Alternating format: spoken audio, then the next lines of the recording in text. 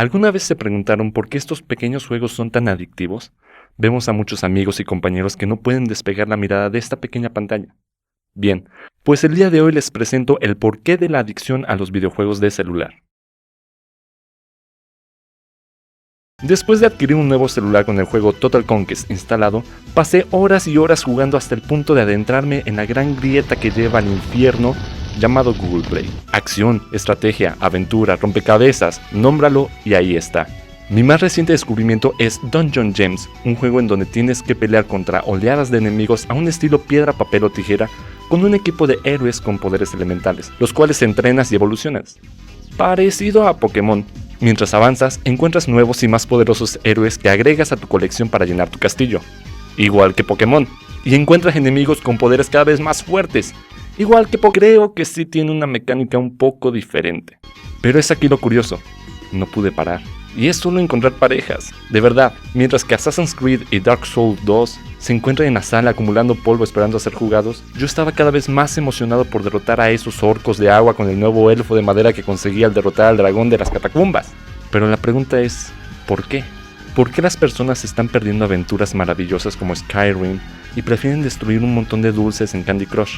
¿Por qué Mario se queda en un segundo plano mientras entrenamos a nuestros héroes, conquistamos ciudades, cortamos frutas y corremos como locos por un tesoro perdido? Solía usar la metáfora, los videojuegos son como una pequeña droga, pero es verdad.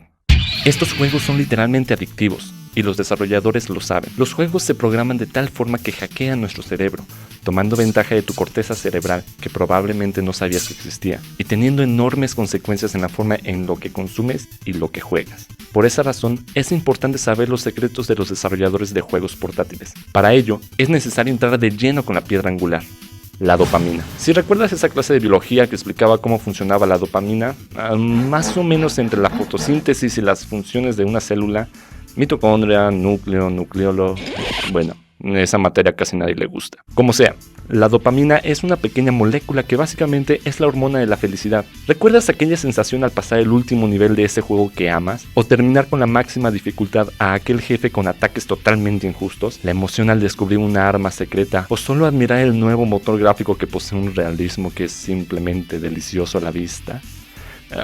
Ok. Todo eso es causado por miles de cosquillas en tu cerebro causadas por las pequeñas moléculas de dopamina.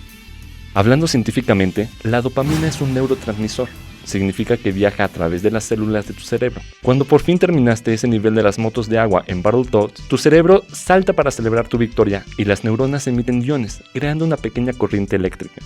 Esa potencia eléctrica golpea el final de las neuronas. Los iones tocan la dopamina, que es disparada por el espacio entre las células, como pequeños Angry Birds. Solo que estos están felices, porque es dopamina. Entonces, al ser lanzados por la sinapsis, caen directamente en los receptores de dopamina, que, afortunadamente, se encuentran al inicio de la neurona más cercana. Como consecuencia, la dopamina viaja a la nueva neurona y el ciclo se repite, haciendo que tu cerebro tenga un shot de felicidad, excitación o satisfacción. Es como si tu cerebro te diera un equivalente a una palmada en el hombro y diga, buen trabajo, amigo. Entonces, si la dopamina nos hace sentir feliz, ¿por qué nos aburrimos con alguno de nuestros videojuegos favoritos? Bueno, el sentir que un juego se vuelve aburrido es por la desensibilización.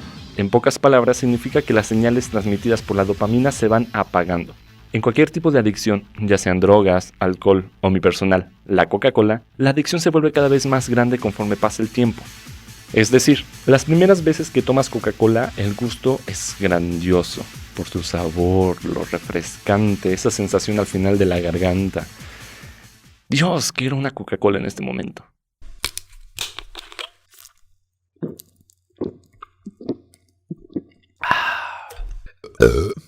En fin, en lugar de esperar una semana para tomar otra Coca-Cola, decides no esperar más y al día siguiente compras otra Coca-Cola mientras comes en un restaurante. Pero ahora la pides grande y sin hielo, para tener aún más refresco en tu vaso, haciendo que tu cerebro libere grandes cantidades de dopamina en las primeras veces. Pero con el tiempo tu cerebro empieza a decirte, ¿Has tomado mucha Coca-Cola últimamente?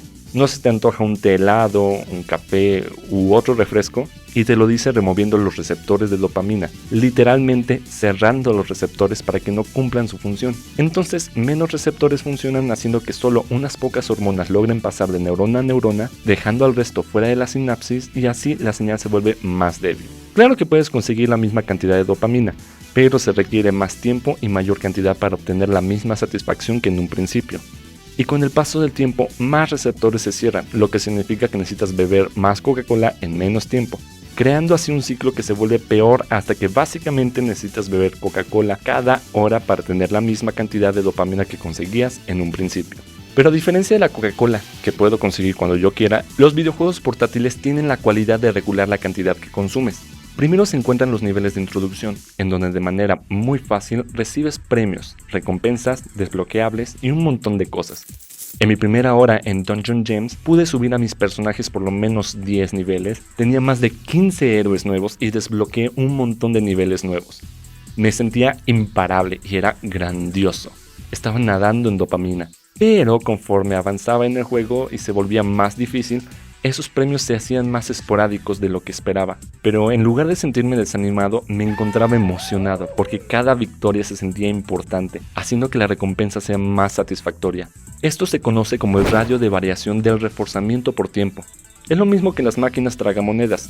Tú no sabes cuándo vas a ganar, pero cuando sucede la sensación es muy alta, y los diseñadores lo saben. Por eso se aseguran que ganes solo lo suficiente para que quieras volver por más. En segundo lugar, y más importante, juegos como Dungeon Gems, Candy Crush, Total Conquest y más tienen una mecánica que te limita el tiempo que puedes jugar.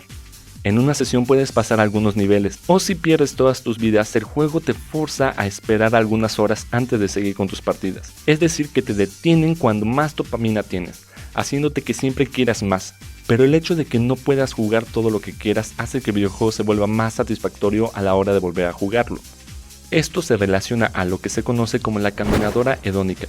Básicamente, cuando la situación de una persona cambia, sus expectativas de felicidad cambian con ello. Déjeme poner un ejemplo. Según estudios, las personas que han ganado la lotería no han declarado que se sienten más felices a comparación de antes de tener el dinero. Sus deseos tienden a crecer, resultando que no permanezcan en la línea de felicidad por mucho tiempo. El mismo resultado surge de personas que han quedado parapléjicas.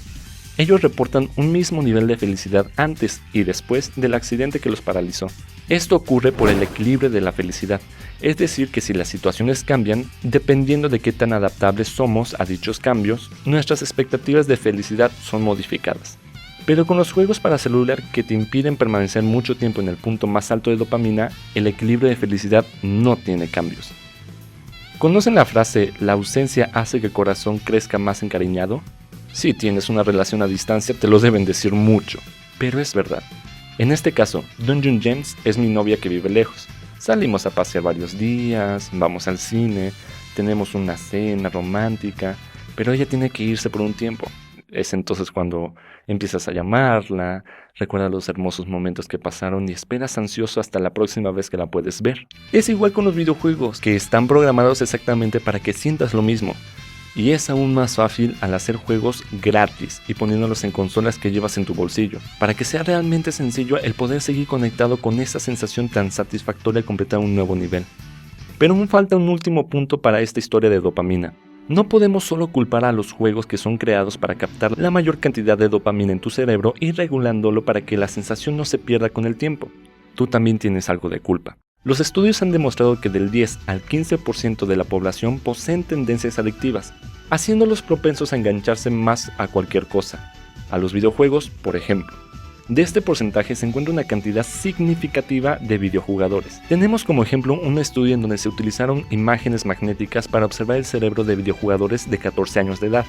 La mitad de los niños pasaban más de 9 horas a la semana jugando, la otra mitad mucho menos.